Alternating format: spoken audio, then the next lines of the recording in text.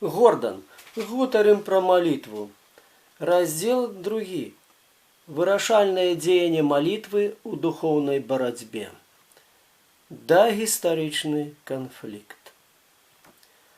Малітва ёсць галоўнай зброяй у духоўнай барацьбе, якая ўзнікае ў дагістарычныя часы. І ў гэтай барацьбе малітва мае вырашальнае значэнне. Сутыкненне духоўных сілаў адбываецца на зямлі. Яно выклікана барацьбою за ўладу над зямлёю і яе жыхарамі.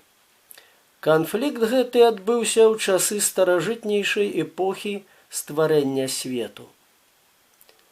Законны валадар зямлі ёсць Господ Ісус, сын цара, Бога Айца.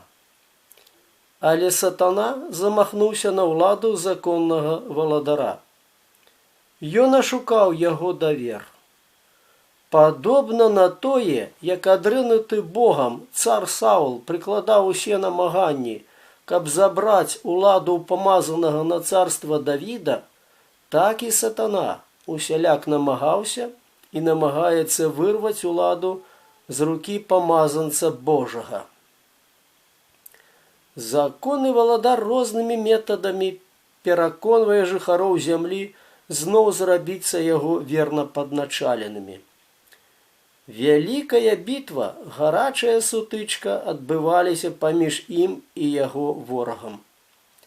Цэлы шэраг перамогаў застаўся на яго баку. Галоўную з іх атрымаў ён пад раніцу свайго васкрасення з мёртвых. Адна істотная асаблівасць робіць гэтую барацьбу непадобнай на ўсе астатнія канфлікты. Рашучая і відавочная перамога, атрыманая вялікім правадыром, не спыніла, аднак, вайны. Важная прычына кіравала яго рашэннем.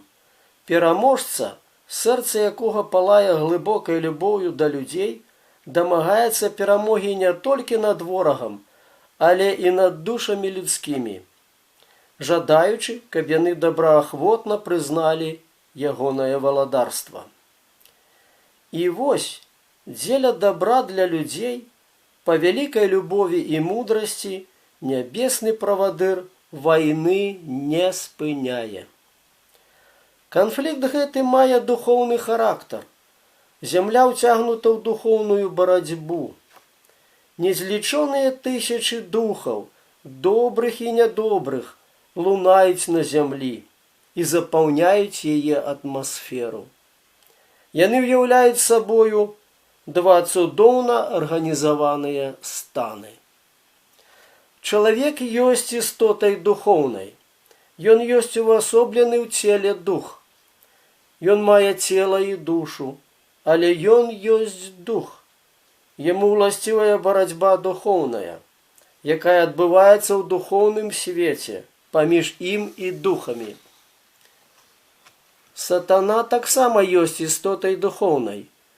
Ён ёсць дух, які цела не мае, але ўсяляк намагаецца выконваць свае падступныя задумы праз людзей, якія аддаюць сябе пад ягоную ўладу. У духоўным свеце дзейнічае сіла выключна маральная, духоўная. Яна мае такую назву не з-за сваёй маральнасці, але ў процівагу сіле фізічнай. Бог не дапускае гвалту і таму не ўздзейнічае з дапамогаю сілы фізічнай. За выключэннем, праўда, некалькіх згодна Божага плана войнаў, якія аднаўлялі парушаныя правы аднаго з зацікаўленых бакоў. З Бібліі мы ведаем, што ў гісторыі Ізраіля здараліся крытычныя абставіны, пры якіх Бог дапускаў войны. Народам, якім загадана было вынішчаць Ізраіль вайною, нарэшце ўсё роўна пагражала выраджэнне з-за іх разбэшчанасці, распусты і іх непадпарадкавання законам прыроды. Інтарэсы чалавецтва патрабавалі як мага хутчэйшага выкаранення гэтых людзей. У падобных выключных выпадках дзеля дабра ўсяму роду чалавечаму, усяму свету, Бог асуджаў такія народы на вынішчэнне вайною. Крытычныя абставіны, што ўзнікалі, патрабавалі прыняцця выключных захадаў.